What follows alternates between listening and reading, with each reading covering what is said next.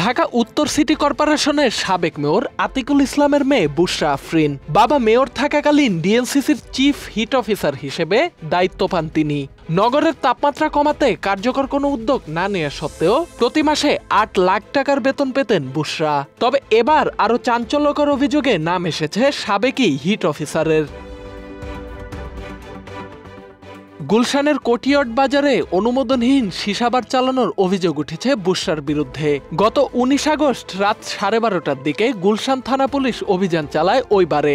এ সময় বিপুল পরিমাণে সীসা, হুক্কা, বিভিন্ন ব্র্যান্ডের মাদকদ্রব্য ও নগদ অর্থ উদ্ধার করে আইনশৃঙ্খলা রক্ষাকারী বাহিনী।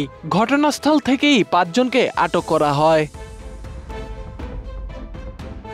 পুলিশ জানায়, দ্য কোটিয়ার্ড বাজার সীসা লাউঞ্জের মালিক বুশরা আফরিনের স্বামী জাওয়াদ। ওসি হাফিজুর রহমান জানান, অভিযানে প্রায় ৪ কেজি সীসা, একাধিক হুক্কা সেটআপ ও বিপুল পরিমাণ মাদক জব্দ করা হয়। জায়গাটি মূলত কেটারিং ব্যবসার জন্য ভাড়া নেওয়া হয়েছিল, কিন্তু পরবর্তীতে অনুমোদন ছাড়াই রেস্টুরেন্ট ও সীসাবার হিসেবে চালানো হয়।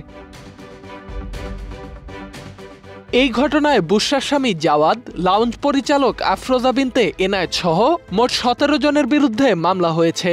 গুলশান থানার ওসি জানিয়েছেন, এদের প্রত্যেকেই বারের পরিচালনা ও আর্থিক লেনদেনে প্রত্যক্ষ ও পরোক্ষভাবে জড়িত।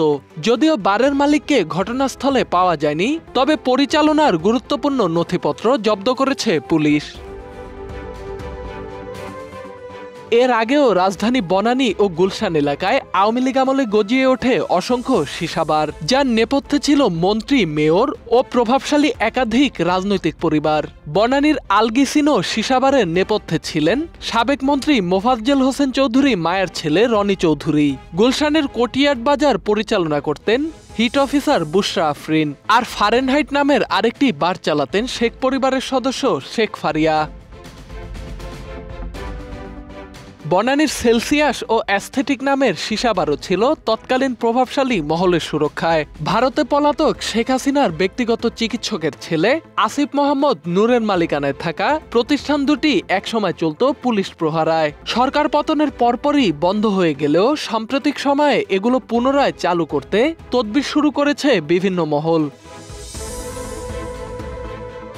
রাজনৈতিক পালাবদলের পর অনেক সীসাবাড়ি এখন নতুন মালিকের দখলে।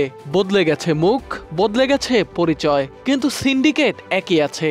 আইনজীবী থেকে সামাজিক কর্মকর্তা ও কিছু সাংবাদিকের যোগসাজশে আবারও মাথাচাড়া দিয়ে উঠেছে এই ব্যবসা। Dhaka express, desk report.